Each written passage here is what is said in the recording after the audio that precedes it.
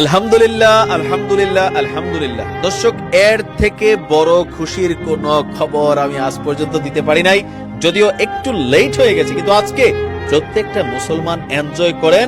আজকে আপনাদের জন্য ওই খবর আসছে, ইসরায়েল টের পাইছে, ইসরায়েলের প্রধানমন্ত্রী টের পাইছে।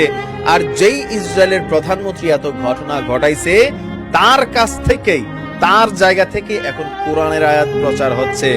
আল্লাহ চাইলে কি না হয়। তবে এখানে মনুষ্য জাতিরও কৃতিত্ব আছে। ধন্যবাদ জানাই, ভিডিওটা সর্বোচ্চ পরিমাণ করে শেয়ার করে দেখিয়ে দিন। মুসলমানরা শুধু আজকাল গাছের পাতায় আল্লাহর নাম আর গরুর মাংসে আল্লাহর নাম খোঁজে না, চাইলে ইসরায়েলের মতন তথ্য প্রযুক্তির একটা দেশকেও ঠকে দিতে পারে। খাইয়া ফেলা হয়েছে নেতানিয়াহুর ফেসবুক পেজ।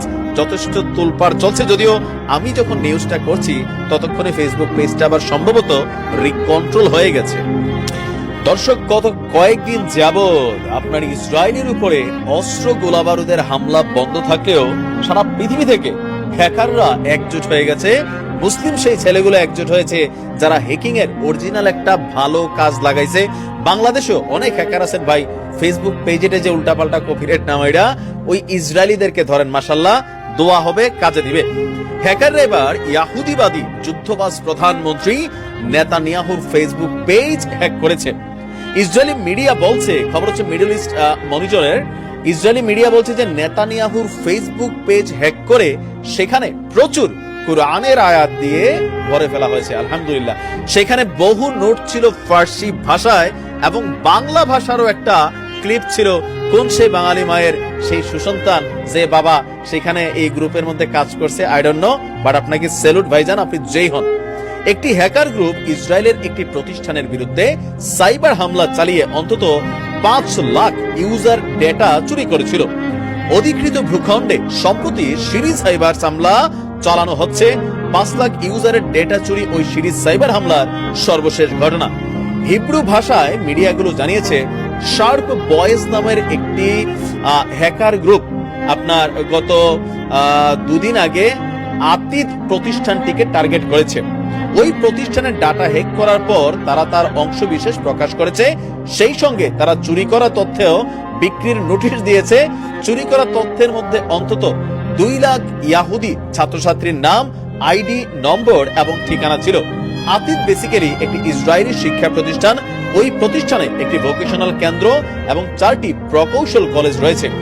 এইসব প্রতিষ্ঠান অধিকৃত আল কুদসে গড়ে তোলা হয়েছে। 1990 সালে এই প্রতিষ্ঠানটি গড়ে ওঠে। প্রতিষ্ঠানের পর থেকেই আতিত কয়েক হাজার ব্যক্তিকে ইসরায়েলের কর্মকর্তা হিসাবে নির্বাচিত হওয়ার জন্য প্রশিক্ষণ দিয়েছে। হ্যাকার গ্রুপটি আরো দাবি করেছে, তারা দখলদারি ইসরায়েলের সামরিক এবং পুলিশ বাহিনীতে কর্মরত ব্যক্তিদের নথি সহ অনেক কিছুই হাতে পেয়েছে।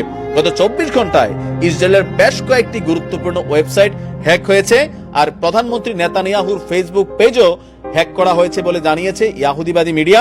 তবে এখন পর্যন্ত কন্ট্রোল পাইছে কিনা আমি এটা সম্পর্কে আর লেটেস্ট আপডেট পাই নাই। এখন ইসরায়েল দেখেন এত কিছু জানে, মাশাআল্লাহ, শেরের উপর সোয়াশের আছে। তবে বাংলা ভাষায় ক্লিপটা কে দিছস ভাই, তোকে স্যালুট।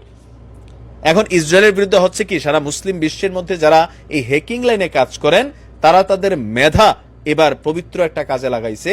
এটা আসলে হওয়া উচিত। ইসরায়েলের বোঝা উচিত, যুদ্ধের মাঠে হয়তো অস্ত্রের সংকট থাকতে পারে আমাদের ফিলিস্তিনি ভাইদের কাছে, ইরানের মতন দেশ হয়তো ওইভাবে সহযোগিতা যতটুকু করার দরকার করতেছে না, সৌদি করতেছে না, কিন্তু আমাদের হ্যাকাররা অনলাইনে যারা বস তারা কিন্তু দেখাই দিছে যে চাইলে কি করতে পারে। আপনাদেরকে ধন্যবাদ। আরো অনেক ঘটনা ঘটাইতে হবে ইসরায়েলের বিরুদ্ধে। তবে আমরা বাংলাদেশের ইউটিউবার ফেসবুকের পক্ষ থেকে জানাই, অনেক পেজের উপরে নাকি অনেকে আক্রমণ চালাচ্ছে, শিকার হচ্ছে। এটা করা উচিত না, কারণ এখান থেকেও অনেক মানুষের রুটি রুজি চলে, অনেক মানুষের পুঁজি ইনভেস্ট এই জায়গাগুলোতে আছে। আপনি যে বিদ্যা শিখছেন এই বিদ্যাকে সঠিক কাজে লাগান, ইনশাআল্লাহ বরকত হবে।